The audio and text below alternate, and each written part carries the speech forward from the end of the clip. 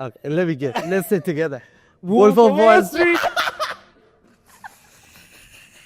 Yes, that's right. Yeah. I don't think any salesperson out there can disagree that this is the number one most favorite This was not movie. scripted. This was not scripted. This was not scripted whatsoever. All right, guys.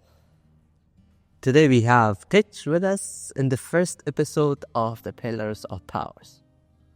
The Pillar of Powers? The Pillars of Power. Okay. Pillars of We didn't think about the name yet, but That's will right. come up with something. I think I like the pillars of power because for powers there are more pillars than just one pillar. Absolutely. Pillars of power. Okay. I like that. And then we got the man here with us. Thank you. You're very young, you're very energetic, and I really like the vibe that you bring in. Thank you. And with that, I've already told people that it's not easy to be selling a penthouse which is $23 million. Look at that. How old are you, brother? I'm 20 years old, man. Next year I'll be 21, so... 21. So at the age of 21, you're selling penthouses, and the number of people that you know and their net worth is crazy. Appreciate it. So for that, I give you a salute.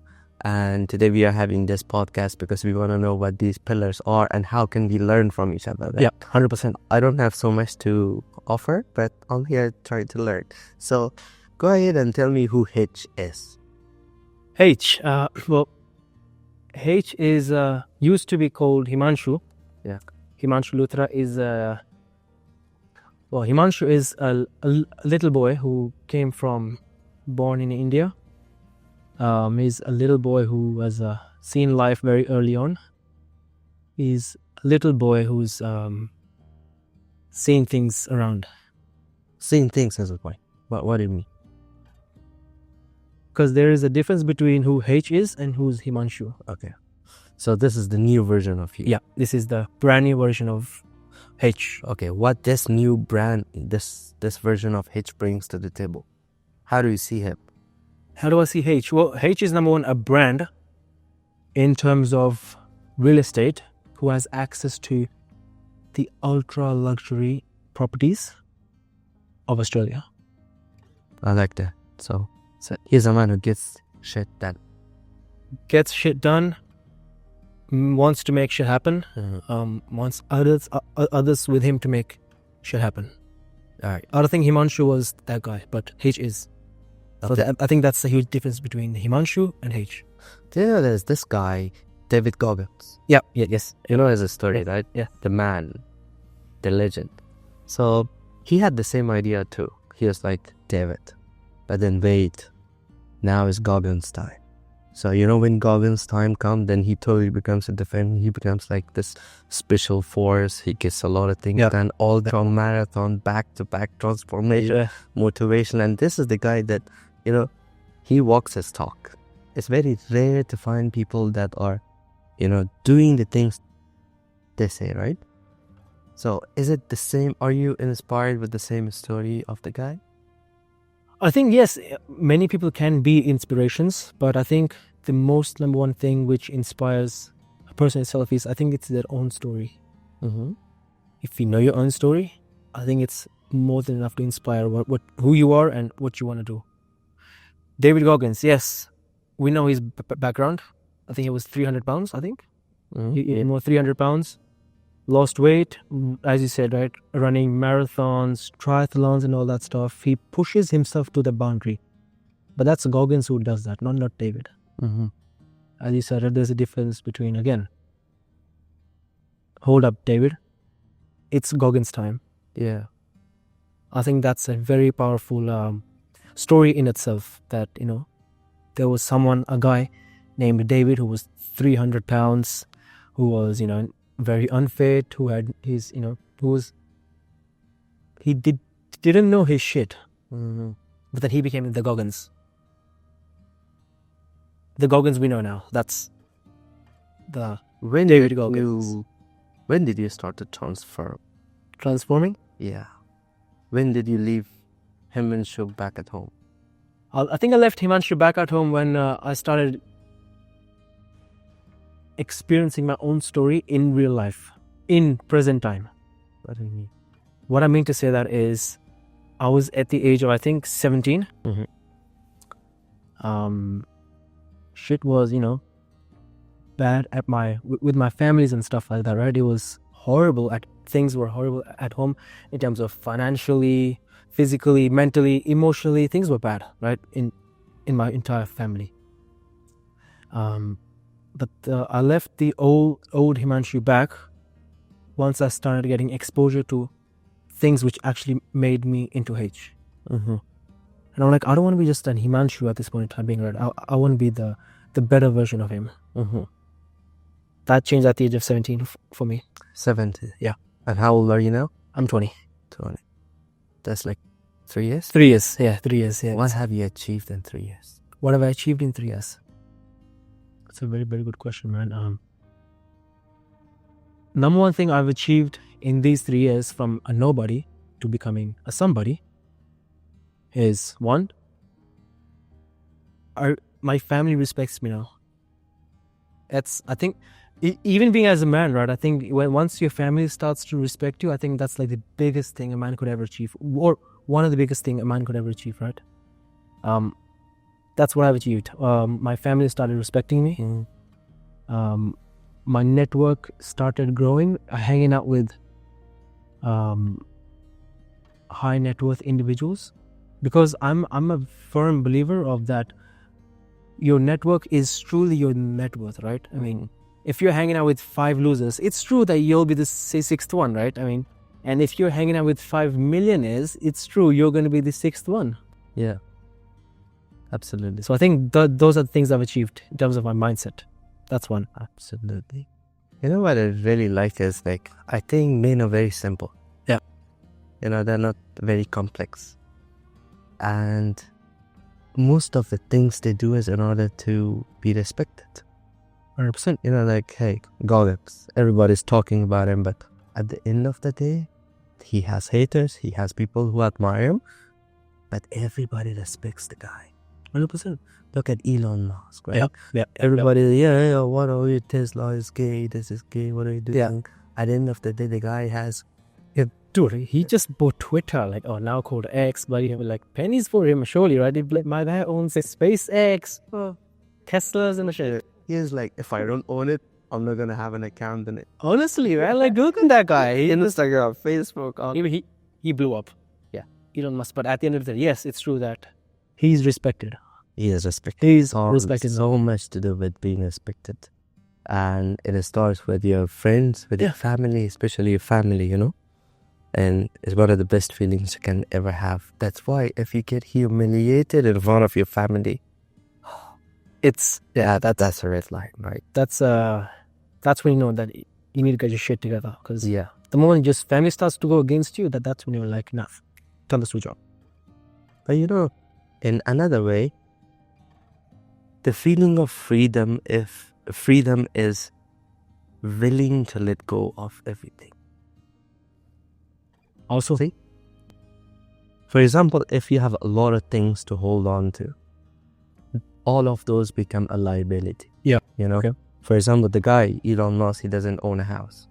I don't know, this is what we read on social. You don't know if it's true or not. We don't know, but the guy is like, hey, at the end of the day, I don't want to have a liability. Now, the real freedom is when you have nothing to lose. You know? For example, if so many things happen last minute, you can say that with so much of self-esteem and self-confidence, you can say that I have built this shit, I can rebuild it again tomorrow. Yeah. Absolutely. So that way, no one is there to find a pressure point on you. And then you're not going to be someone else's puppet. Yeah. Because you know what you notice is that the moment you start growing, the moment you start to experience a lot of, you know, power in the sense, you will notice that you're in a different league of players. Now you're not in beginner league, right? You're in a different league which you are playing with other individuals who know so much better than you. I agree. And what they do is, it's just a normal day for them, right? Yeah. They know so good how to use your weak points and your strength points. I agree. So you gotta keep on growing. Yeah. And there's gonna be some level that, you know, let me tell you the story of the guy who was in my high school. Yeah. This guy was skinny in the school, right? Same as me. Cool. I was skinny back then, dude. No one was messing with this guy. He was not the strongest. Really? He was not. But what this guy was, he would never give up. Okay. Never give up. You know the psycho feeling? Are you talking about yourself at this? So, no. Okay. It's the guy. Okay. So, one day, we were in this high school really bad. One of the worst high schools in Afghanistan, right? And this guy, we had a headmaster who had a pistol, you know, a gun with him, because that's how bad it was. What? And then my friend, this skinny guy, was there, and you know, in the middle of the time, he just went there casually, and he's, you know, doing the water pump, and he had the drink, and the headmaster came out, hey, yo, come over here. I'm with him too. So I walk at the back. Holy shit. Together we go there, and he's just standing there, and look at him. Then, hey, why are you here now? He said, I want to drink. And this is in front of the headmaster who had the pistol. Absolutely. He was a total gangster. He had to control the whole school. So he looked at him, and you know, the guy was a little pissed. Yeah. Headmaster. He's looking for some excuses. He said, your hair is long. Hey, he shouted inside the office. Someone asked someone to bring him a scissor. He got the scissor, and he wants to cut his hair. You know what his look was? Cut this bitch. So, cut this man. I swear to God. Holy crap. You were like, what the hell? That headmaster saw the other thing, you know, like, hey, I cut this guy's hair. Tomorrow he's going to be somewhere. He has nothing to lose. Yeah. And then this guy no one could mess with him, because he knew that if you're in a bad condition, this guy, either you kill him or you don't touch this guy. So this is what I'm saying. As, you know, you want to grow and become this strong person. Yeah. You need to be able to let go of a lot of things as you grow. Yeah. Let it be a house. Yeah, no, it could be those, but I think it's a very big part of, well, you know, being in real estate and stuff, right? I think it's a huge part of negotiation as well, right? I mean, such men know how to leave the table. You're on a negotiation table, negotiating 2 million, 3 million, just like the pennies, right? And then the price keeps going up, 15 million, 20 million, 30 million, 50 million. Keeps going up. Now you're like, you know what, dude? It's too expensive. Let's bring it down a bit. 30 mil. Now, one guy's a 50 mil and one guy's a 30 mil. But this guy wants his price. Mm-hmm. He knows his value. He knows when to leave the table now. He's got that power. Mm-hmm. I think that's where the power is. You know when to leave a negotiation table. Absolutely. When shit goes down, you know when to leave that negotiation table and when to enter back. Yeah. I think that's, if you can acquire that power, I think, you're going to be the power of saying no. The power of saying no. That's exactly right. Yeah. That is exactly right. And the moment you know when to leave that table, that's when things will change up differently for you. Absolutely. Honestly. Those are one of the things that you have to do. Yeah, you know, I'm in sales too. You're on a different level of sales. I'm on a small level. No. Sales is sales, man. To me, sales is it's a tradition to me. It's not like, you know, some job or anything. It's a tradition to me. You know, you make a lot of sales when you're able to say no to customer. Yeah. You know, like, it's because everybody likes to keep on pushing. Yeah. So if you give up too early, then they're gonna, hey, this guy's cheap. Yep. If you do it too late, then this guy's stubborn. So, you know, you have to say no sometimes. Like, hey, sorry. Enter the room like it's not going to affect you at all. Yeah. Enter the room like the decision which is going to be made on the table, it's not going to affect you whatsoever. Just enter the room in that way. Have that mindset. Like, it's not going to have any effect on me if I win or lose. Tell me an experience that you can tell that so vividly. You can tell that, you know, that's the story that changed you once, and one of those stories. Which changed my entire life? Yeah. Man, this is Don't cry, okay? No, I'm not gonna cry. Chill out, dude. There's water here, by the way. No, I'm not gonna cry. It's just I'm not like, I don't want to turn this into a TV show where, you know, I tried to make. No. I hate those tales. Honestly, no.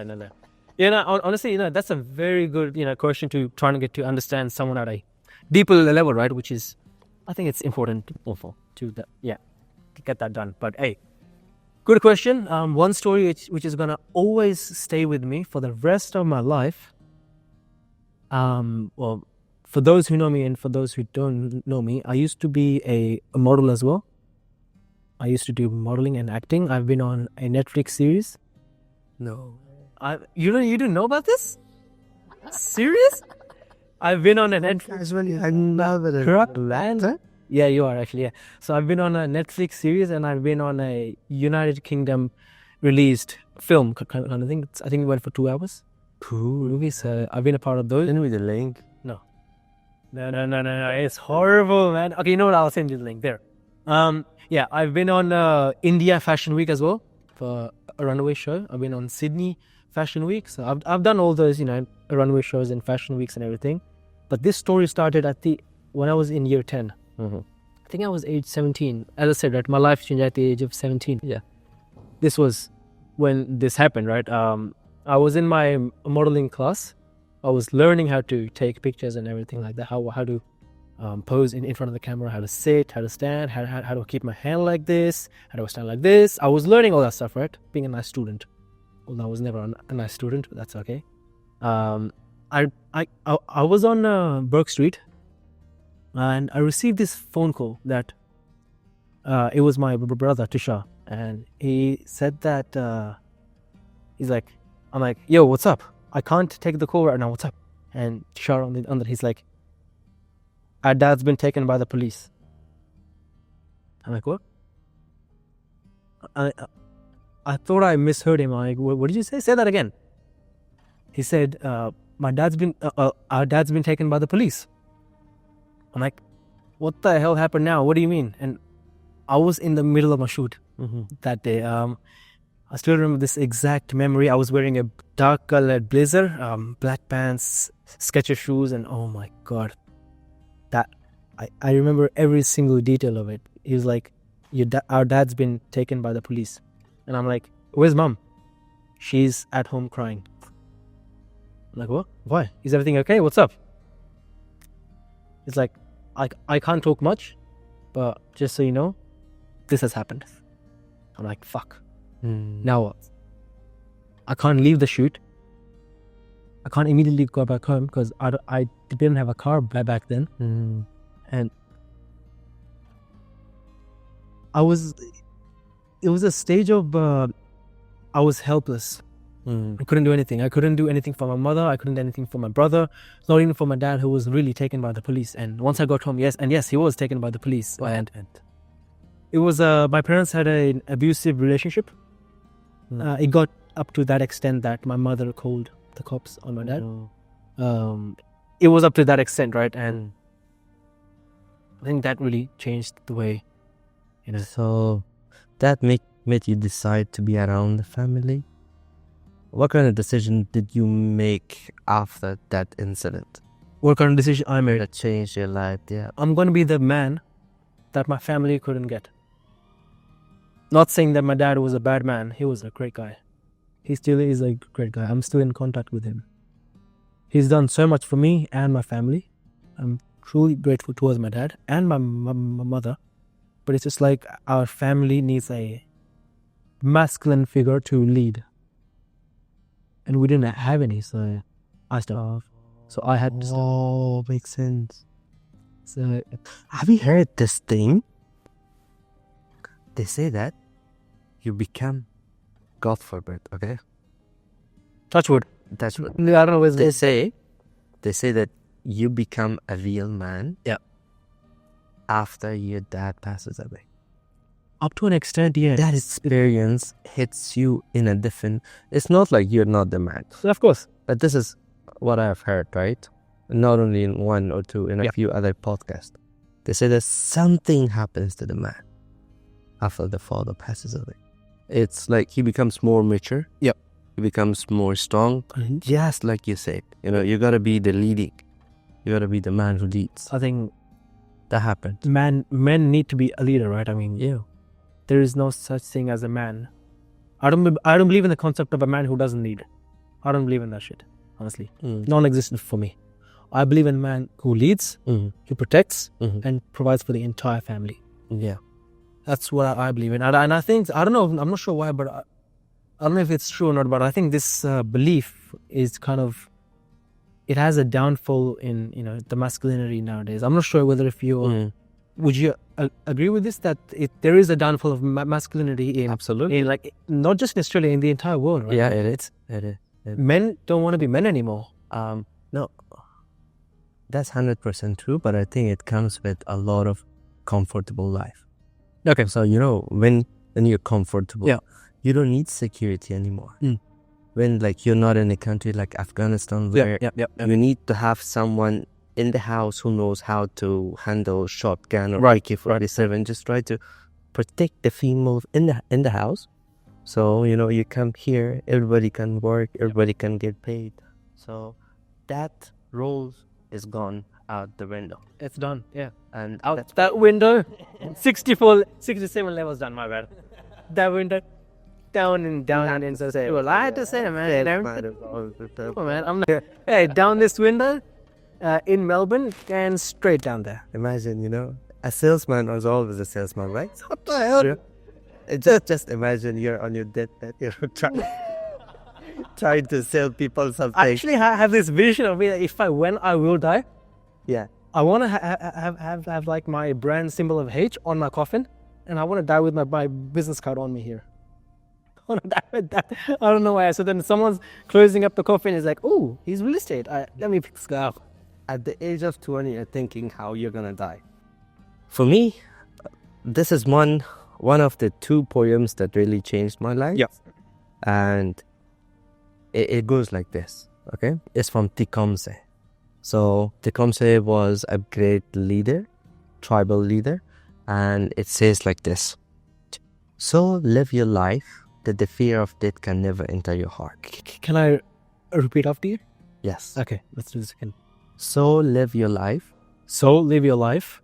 that the fear of death So the fear of death can never enter your heart. can never enter your heart. Trouble no one about the religion. Trouble no one about their religion. Respect others in their view Respect others and their view, and demand and demand that they respect yours. that they respect yours. Seek to make your life long Seek to make your life long and its purpose in the service of your people and its purpose and its purpose in the service of your people. When it's your time to die, When it's your time to die, don't be like those whose hearts are filled with the fear of death. don't be like those whose hearts are filled with the fear of death. When it's your time to die.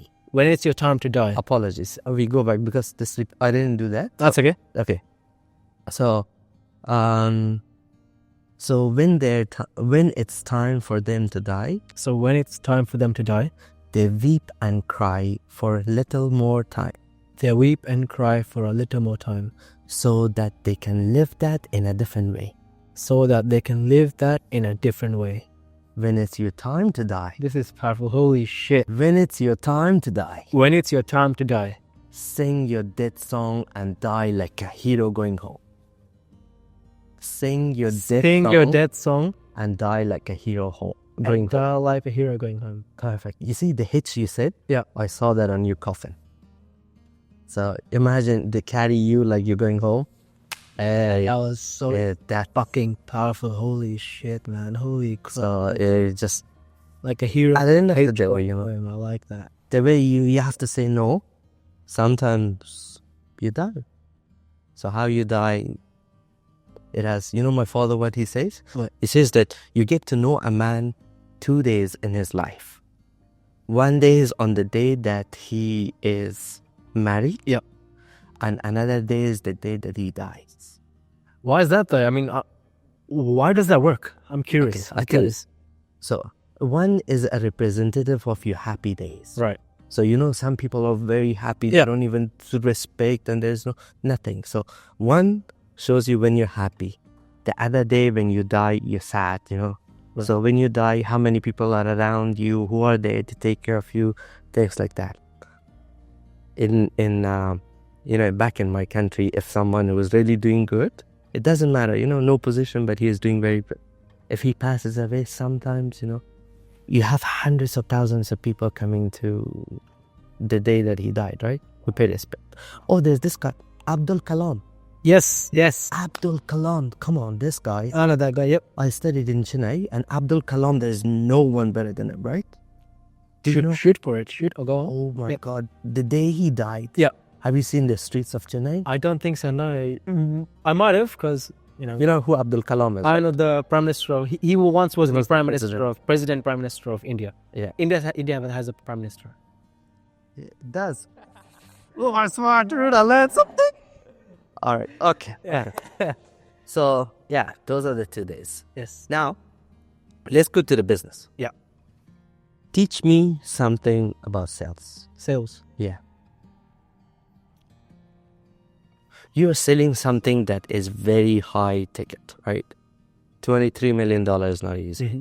You get your part, you're happy for a year. Yeah. How can you sell? Give me the sales. How can I sell? Teach me a few things about sales. Well, I think the number one reason for selling is that you are not selling. Mm-hmm. You're assisting. You're assisting at a next level of humanity. At the personal level.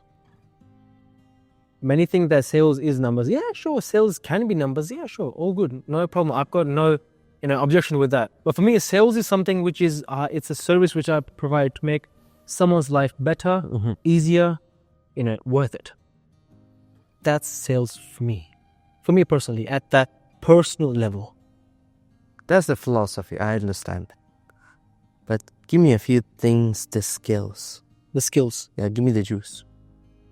Learn how to read a person. That one. Yeah. So it's a lot to do with psychology. Psychology, yes. Yes, that's the one. You got to know how to, human psychology and human nature as well. If you can pick on things on how a human being is behaving, whether they're engaged, their hands are going to be up like this. They want to leave, they're going to take 2 to 3 steps back. Mm-hmm. But they're going to take the subtle steps back. They don't want you to know that, you want to leave. Mm-hmm.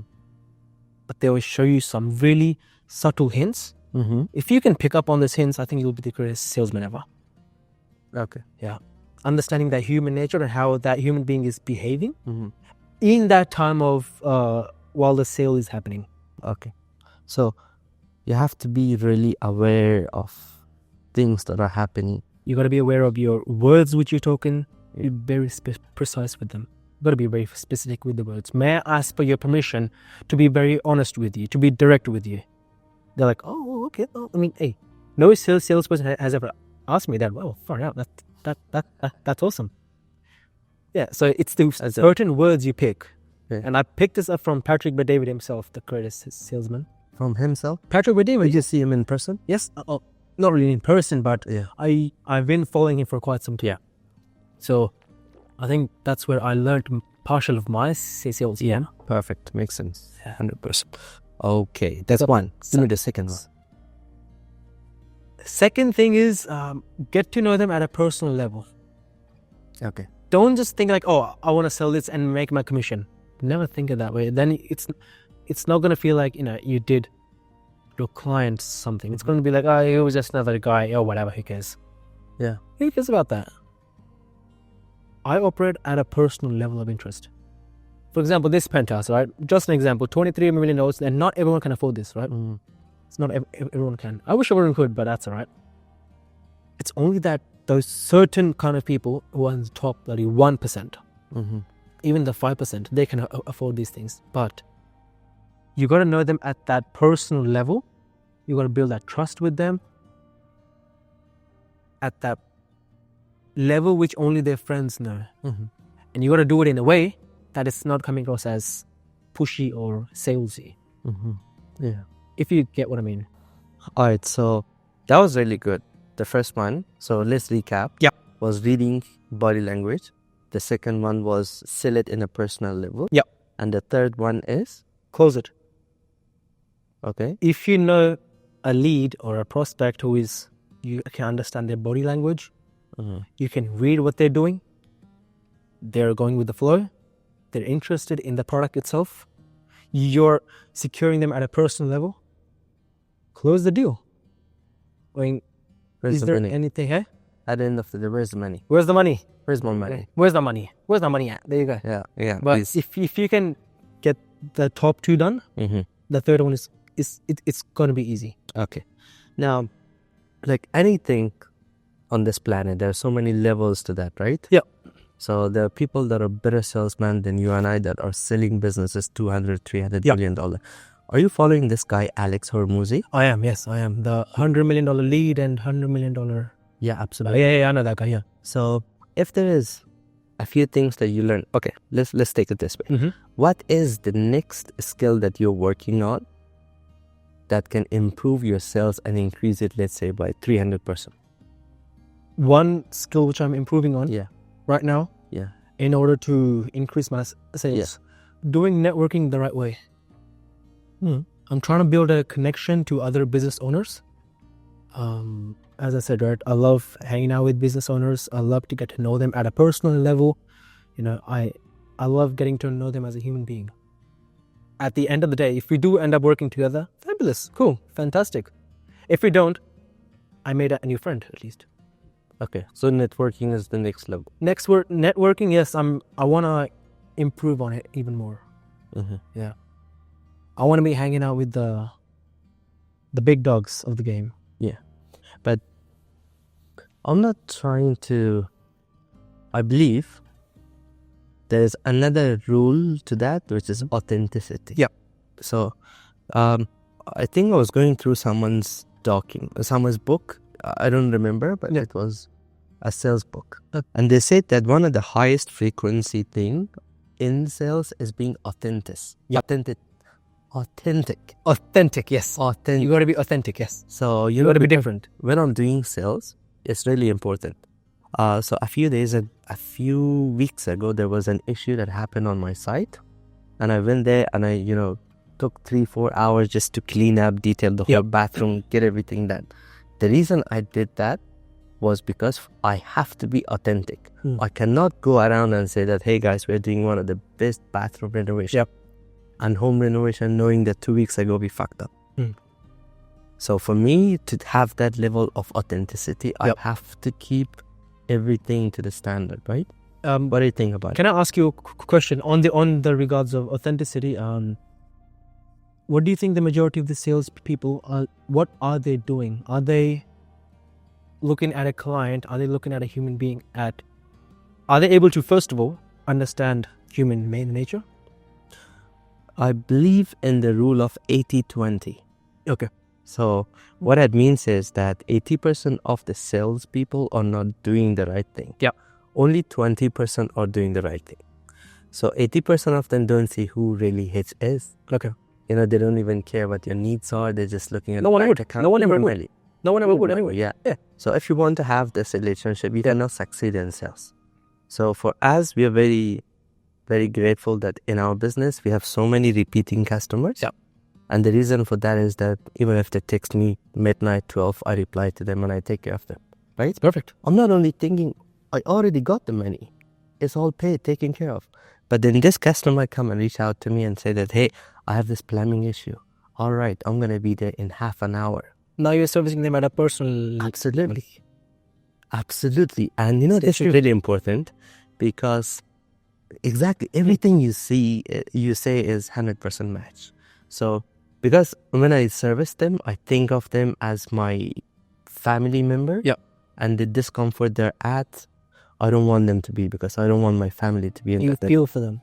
Yes. Feel for them. So that's really important. How many salespeople do you know out there who really feel for the client? Brother, everybody's lazy. There you go. So I think that's level 1 of authenticity part. You gotta pick up the phone and reply back to them. There you go, yes. 90% of the people are distracted on TikTok and Instagram, just going through the reels. They see the notification, they hate it. One movie which is my favorite all time, and as a salesperson, I think yours is going to be the same. I don't know your favorite movie whatsoever. Okay, let me guess. Let's sit together. Wolf of Wall Street. Yes, that's right. Yeah, I don't think any salesperson out there can disagree that this is the number one most favorite This was not movie. scripted. This was not scripted. Hey, no, this was not scripted whatsoever. I had no idea what your favorite movie was, but as a salesperson, I can relate to that. Yeah. As an Tell me authentic that. salesperson, they Tell me this pen. sell me this pen. No, screw you. Yeah, but sell me this pen. the guy used it in the wrong way. You know, he Yeah. started scamming people and things like that. But He had the Yeah, power, though. it He had had the help. power. He misused it. yeah, But now he's using it the right way. Mr. Jordan Belfort. Mhm. Yeah. Someone I really aspire to meet. Really, it's on my bucket list that, as a part of the greatest salesman alive, Yeah. Jordan Belfort, I want to meet that guy. Okay, we covered a few topics regarding business. Yeah. Now we know who really Hitch is. We know that what kind of a few of the sell tactics that you have used to, you want to have the same skills to sell this $23 million penthouse. Now, how about we get to know a little bit more about personal development? Do you know? Perfect. Because Love it. this is who you are sitting now. But if you just imaginary, right? Just imagine there is another version of Hitch in 3 months. Yep. 6-pack, biceps of big muscles, amazing, the confidence, the jawline, and a Bugatti. I'm sold. Okay. I'm sold. There, done. So those doesn't come. They don't come to reality until you change yourself. So you have to change how you talk to yourself, how you talk to everyone else. Do you have a plan to be that version of Hitch 2.0? I do. One rule I love to live by for my personal development is that the reason I don't have $1 billion right now is because I'm not worth $1 billion. I'm not operating like $1 billion man. I don't deserve that $1 billion yet. Got it. Until a time What is the plan? for the next 10 years. Remember? Okay, before this, we had a session where it was me, your brother T, Yep. and we were talking about it. I wrote 22 of my weaknesses. I can name you one by one. Yeah. Because I made a plan and I'm working on it. You wrote how many? 20? 23. 23. One more than you. You did one I more. think I did. 22, 23. Did you make a plan to work on it? I did. What are those things? Oh, number one plan, get this penthouse sold. Okay. I think this will really unlock me at a personal level as well. Yeah. At the skills I'm going to be using to sell this place. Then the negotiation tactics I'm going to be using to really, negotiate with the client, the vendor, the developer himself. I think that's going to unlock so much for me at that level. Mm-hmm. That's level one. Okay. Level 2? Level 2 from there onwards is, first 23 mil. What's after 23 mil? Right now, I've got a $40 million mansion available in Turak as well. That's number 2. Mm-hmm. I think the ladder just keeps going up, right? Mm-hmm. And I think that's how the levels exceed. Level 1, 23. Level 2, 40. Level 3, 50. They say that it has to do a lot with the journey rather than the destination, right? It does. So I'm really happy that you're taking this journey. Imagine how many people, like you just said that you're not going to close sales with 100% of them. But then you're making friends with a lot. Yeah, which I don't mind. I genuinely don't mind taking someone out for a coffee with me. I don't mind having drinks with them. I made a new friend. Life works in a mysterious way. Yeah. And there is something that's happening behind the stage. Like, universe is very mysterious, right? Do you believe in God? 100%. Good. Rule principle number 1 is mindset, which is God, my religion, Good man. people, yeah. So with that being said, I want to say to my friends how I met you. A shout out to Steve. Yes. So the man, the king himself, the king of networking. The man, the myth, the legend, the king of networking, Mr. Stevie Mac. Yeah. Will drop his idea. Yeah. Hey, we should have him on a podcast. We need to get him on this podcast. Please come. Steve, please, dude. You need to come here, man, honestly. And I don't think Steve has seen this penthouse either, so. Really? No, he hasn't, no. Okay. He's Let's still- call it next week. Let's have him. We'll call him on the phone, right? Look at the camera there. Well, Talk to Steve. Steve, Brother, I am sitting with Kazim right now in the $23 million penthouse, which is about to be sold very soon. I like to think positive, and I don't care. Yeah. Dude, next week, we will be extremely grateful if you could attend his podcast, please. Mhm. And, you know, we met each other literally Yeah, through you. it's true. Like, you know, we met each other through you, Steve. So I think it's only fair. It's for the best Yes. for you to be on this show with Kazim. And we believe that, but the next level is gonna be his content. So we are like in a different level. He is on a different level. He's on another league, bro. Yes. Stevie Mac, dude, he's next level guy. You wanna do business with him? You wanna build connections with him? You wanna go out for drinks with him? He's got it all. And you know the story of how I met you, right? How I met you. Was it my birthday or was it my birthday? I don't know. I don't know. Was it my birthday? Yeah. Okay. So you know, Steve texted me. Hey, Yeah. what are you doing this evening? I'm like, nothing really.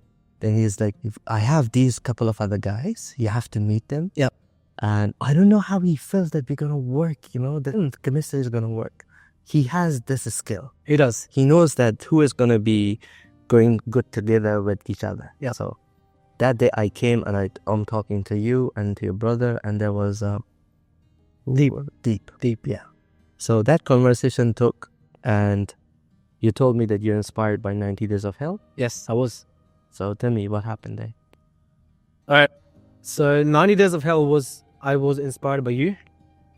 We started the 90 Days of Hell in itself. It's just, in basic, simple words, it's 90 days you want to achieve an objective, which you really want to achieve. Mm-hmm. You sacrifice everything, you focus, you lock in, the discipline, the consistency, the focus, you know, it's all towards that one ambitious, it's all towards that one thing which you're really trying to achieve within those 90 days. Now, I took on this 90-day challenge inspired by you. Mm-hmm. How was it? It was different. How different? It was a different way of living life. It was living life at, I like that. Okay. life is this, right? Yeah. That was that. Yeah. But we wanted this. So another 90 Days of Hell 2.0. Yeah. But this time a better version of it. Okay. This time a more, because last time, and I'm not going to lie in front of the camera, okay? I don't want to lie to you. You're my brother. I never lied to you. I don't want to lie in front of the camera either. I failed my 90 days, you know. I think I failed them within the first week. Honestly speaking, I think I failed my 90 days within the first week, and I have no shame to admit this. I've got no shame to admit. You have to have some shame. Brother, 100% accountability. There is 100% accountability, but I'm admitting something which I did. So I think that's where my part of accountability is, right? I accept the fact that yes, I gave up on myself literally within the first week of the challenge. Mm-hmm. But I was like, I gotta keep trying now. It wasn't like my full focus. Mm-hmm. It was 50-50. Yeah. To be honest with you. I failed a lot. I learned a lot. I met a couple of people which I never imagined I would meet. There's this guy, James Smith. Mm-hmm. And he is the co-founder of Smith Brothers Media. Yeah. Okay. One of my mentors. Mm-hmm. So when I talked to him, one of the first things that he said that in order for you to find out, try to have an example of a supercar, right? Yeah. You want to have a supercar, let's say McLaren 720S, right? These are his words, but I'm just saying in my version. He said that if you want to win the race, right, you have to take it to the track and you need to push it to the limit until you see something breaks. Yep. You bring it back, you fix that, then you do it again until the next thing breaks, and you do it again and again and again. Okay. Soon enough, you're going to have the best supercars. Same thing happened to you, same thing happened to me. In 90 Days of Hell, you failed. Respect that. You have taken the challenge and you pushed yourself. But now you know what your weaknesses are. Yep. So the list of 23 items that we have discovered together that night, I have 22, you have 23. I have a word. Now you... I was like, I want one more than this guy. Like, says, bro, It's a thing. It's not... I want one more than this guy. So I do one more in front of in myself, right? Those are the parts that you need to work on. Then you're going to be the Hitch 2.0. What do you think about that? Well, if it's an idea, it needs to be executed, right? It has to be executed. Otherwise, There is that point of an idea if it's just an idea, right? I mean, otherwise we're gonna be like every other people who's like, yeah, do you want to be like I want to be rich. Like no, like respectfully, like I'm not trying to blame their life story or like I'm not trying to blame anyone's personal goals. Yeah, sure. I've got some people who want to go to uni, get a job and everything. Sure, but that's not how you see yourself living life, do you? See, again, authenticity is number one. If you want to make $1 billion, you cannot live this life of being normal and expect not for the pain not to come to you. You have to expect a very stressful life. Yeah. You have to do extraordinary things. With that comes a lot of extraordinary mistakes. So you have to prepare yourself. If you want that, this is the path. If you don't want that, then shut up, close your mouth. throw the key at 9. Throw the keys down the 67th floor. At 10:30, go out, have a glass of coffee. That's how you do. Then don't nag, brother. Don't nag. Yeah. But that's so personal, subjective to one another, I guess. Yeah, but if you want to take that road, then you have to accept being lonely. Dude. Do you know being lonely? Get up at 4:30, go to gym. Do you really think that the person who would buy this penthouse is not going to be lonely up here? Do you see how peaceful it is? Do you see how calm it is? And a couple of hours ago, I like it. You were like downstairs in the hustle, bustle, and all the noise and all that shit. Look at that. What do you feel? There's a difference in the environment, right? There you go. I like it. I'm still holy shit. Jesus. By the way, this is the first. I don't notice that. What the hell just happened there? What the hell? It's 2.0 is peaking. It's peaking. It's getting there. But soon it'll be out. It'll be out soon. Okay, now we know where to go, right? Yeah. So it's good to know what our weaknesses are, what our strengths are. So we can go down that road and accomplish things. But we need to expect for the consequences, right? Being lonely, being in so much stress. Yeah. And being authentic at your journey, right?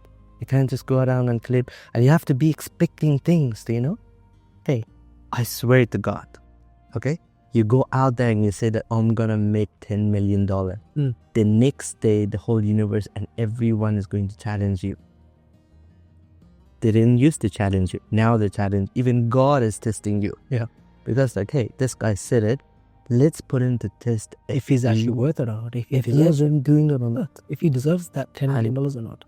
And then the challenge is going to come. And that's the time that who you really are is going to come out.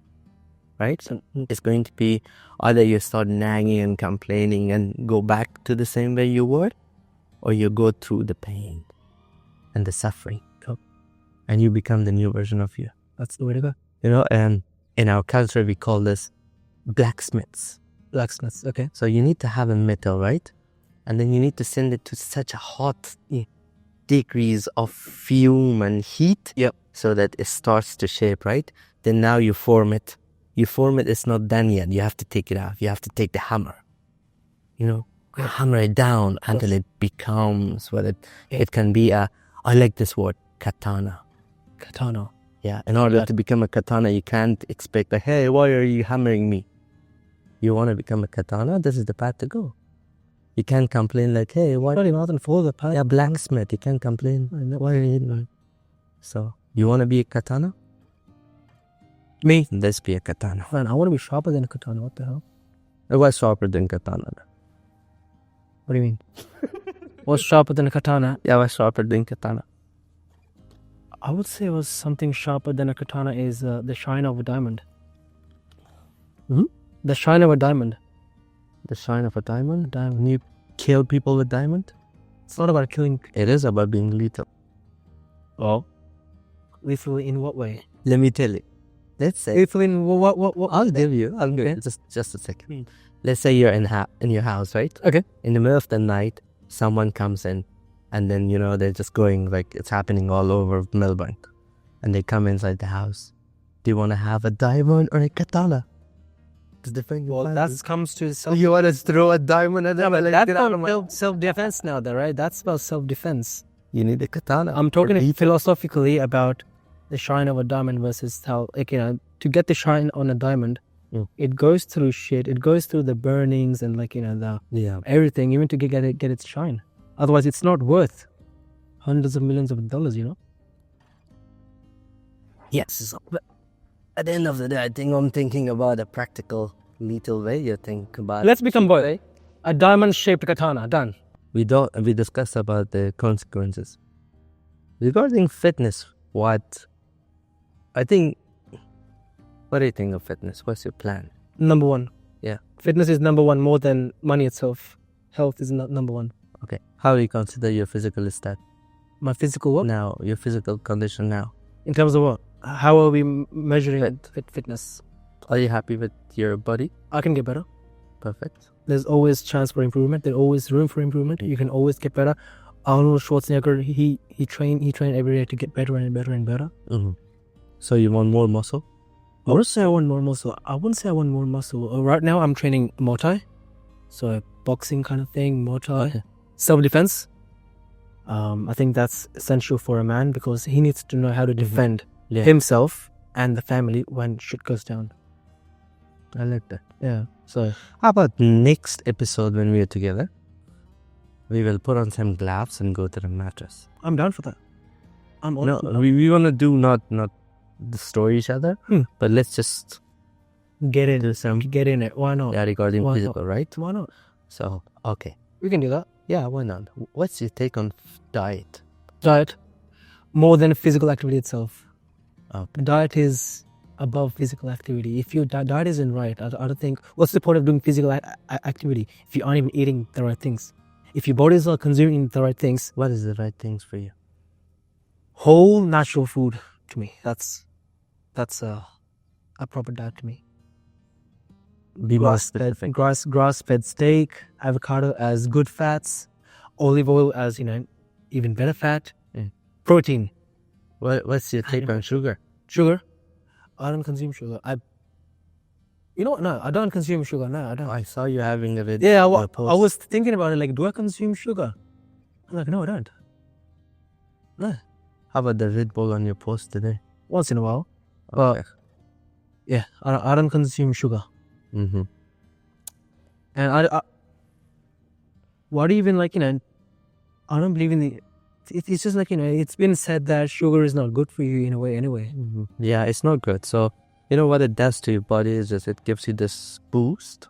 And after a certain boost, every other high is going to be a low. Mm-hmm. And then this low is... Although I'm going to be honest with you, I drink like 25 coffees a day. Okay, we have Andrew Tate here, brother. No, honestly speaking, this is true. Okay. Sometimes my maximum I drank was around 29, 30-ish. Yeah. On an average day, between 20 to 25 coffees I drink.